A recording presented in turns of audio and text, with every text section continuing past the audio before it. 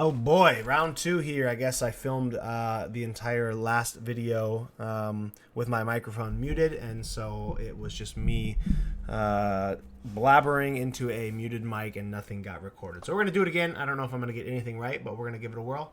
So happy Monday. Monday WOD Talk. We're going to start off with a 30-minute EMOM. Kind of like we did last Tuesday.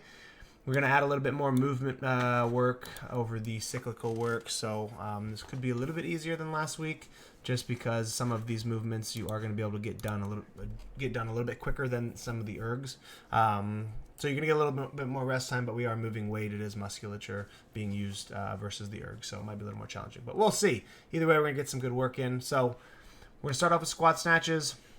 Every round, you're going to subtract 1 rep, and you're going to add weight. So round 1, we're going to do 6 squat snatches at a very light, movable weight, something that you probably are going to single out just to save a little bit of energy for the burpees next. You don't have to touch and go these unless you're very good with the barbell, and you can be pretty efficient. So pick a weight that you probably could cycle, maybe 3, but you can just rip quick singles and work on getting back on the barbell. So first round 6. Next round, right, you do the 2, 3, 4, 5, rest for a minute, 7th minute basically. We come back, we drop a rep, so do 5 squat snatches, and we add a little bit of weight. And we'll do that all the way to the last set. And I think the last set you end with 2 reps, and that should be a pretty heavy weight, okay? Bar facing burpee is second. These will go a little bit quicker than last week's burpee box jump overs. The movement is just a shorter movement. You don't have to get up and over a box and down. So depending on how many reps we did last week, if we did 8 on the box, maybe this week we do 9 to 10 on the bar facing burpee. If we did less than 8 to 10, maybe we do try to get to that 8 marker, but still this should take us no more than 40 seconds. I know 10 bar facing burpees at a decent rate can be done in 30 seconds or so from pretty fast people. So work for 40 seconds on the first round. If you get 8 to 10 in, great. If not, then you have a number to go off of for the next few rounds. Okay. Be efficient with these, right? Work on moving smoothly. These shouldn't be herky-jerky. We shouldn't be holding our breath.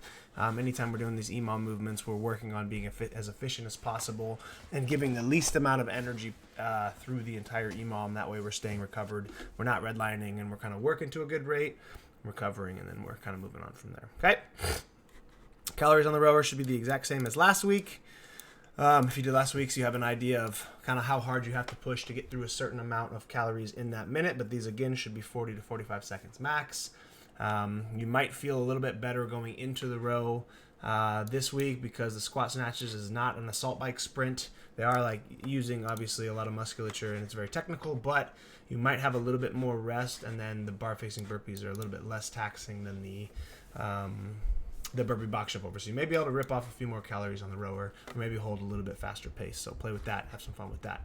Same step ups just to get more volume on these.